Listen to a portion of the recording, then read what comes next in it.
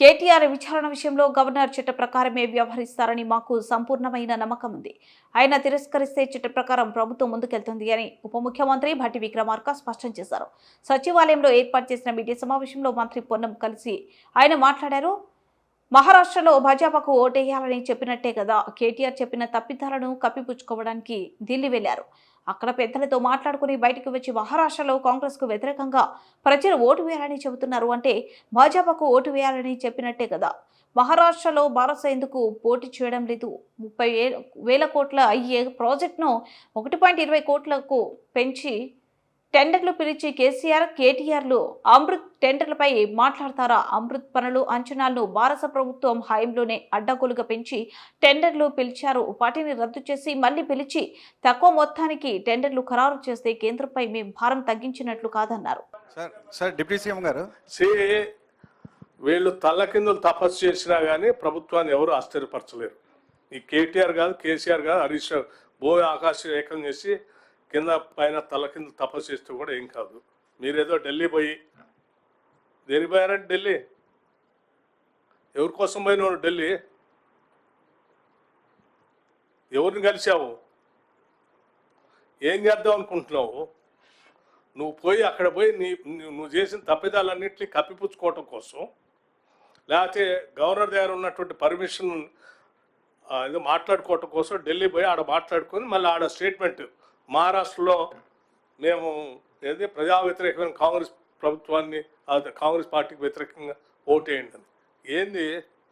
నువ్వే కదా BRS party పెట్టి టీఆర్ఎస్ నుంచి బీఆర్ఎస్ పార్టీ పెట్టి మహారాష్ట్రలో ఈ దేశాన్ని పీడిస్తున్నటువంటి బీజేపీకి వ్యతిరేకంగా దేశవ్యాప్తంగా నా పార్టీతో ఎన్నికల్లో పాల్గొని గెలిచి ఈ దేశానికి ప్రత్యామ్నాయం ఇస్తావు, నేను మహారాష్ట్రలోంచే మొదలు పెడతానని చెప్పిన ఆయన నువ్వు ఇవాళ ఎన్నికలు నువ్వు ఎందుకు పోటీ చేయట్లేదు? మహారాష్ట్రలో పోటీ చేయకపోగా కాంగ్రెస్ పార్టీకి వ్యతిరేకంగా ఓటేయమని చెప్తున్నావు. ఎవరికి ఓటేయమని చెప్తున్నావు? మరి అట్లయితే కాంగ్రెస్ వ్యతిరేకంగా ఓటేయమని చెప్తుంటే నువ్వు ఎవరికి ఓటేయమని చెప్తున్నావు? బీజేపీకి ఓటేయమనే కదా. బీజేపీకి ఓటేయమని నువ్వు నిన్నటిదాకా బీజేపీని తిట్టినావు, నువ్వు సడన్గా బీజేపీకి ఓటేయమని ఎట్లా చెప్తున్నావు? దేనికోసం? మీకు ఢిల్లీలో జరిగిన మంతనాలు ఏంటి? మీ ఇద్దరి మధ్యలో వచ్చినట్టు ఒప్పందం ఏంటి? సార్ డిప్యూటీ సీఎం గారు, జనరలీ దిస్ పబ్లిక్ హియరింగ్స్లో అడిక్వేట్ పోలీస్ ఫోర్సెస్ డిప్లాయ్ చేస్తాం కదా sir. In this case why it was not followed sir? The district collector ప్రజల మీద నమ్మకంతోనే ఉంటాడండి ఎప్పుడైనా.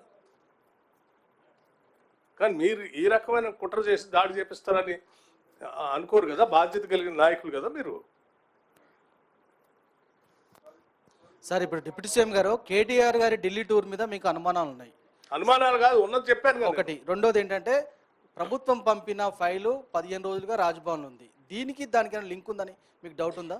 ఏమండి, స్టేట్ గవర్నమెంట్ ఫార్ములా ఈ రేస్ మీద ఏసీబీ కేసు నమోదు చేయడం కోసం మీ స్టేట్ గవర్నమెంట్ పంపించిన ఫైల్ రాజ్భవన్లో 15 రోజులుగా అక్కడనే ఉంది. ఈలోపు కేటీఆర్ ఢిల్లీకి వెళ్ళారు. ఈ రెండింటికి ఏమైనా లింక్ ఉన్నట్టు మీకు అనుమానం కదా? మరి అందుకే వారు అంతా హడావుడిగా ఢిల్లీ పోయి వారు అందరితో మాట్లాడుకొని ఒప్పందం చేసుకొని బయటకు వచ్చి వీళ్ళు మాట్లాడితే ఎట్లండి? ఆ టెండర్ల గురించి మాట్లాడుతా నేను. అంటే 30,000 కోట్లతో అయ్యేదాన్ని 1,20,000 కోట్లు పెంచి అడ్డగోలు టెండర్లు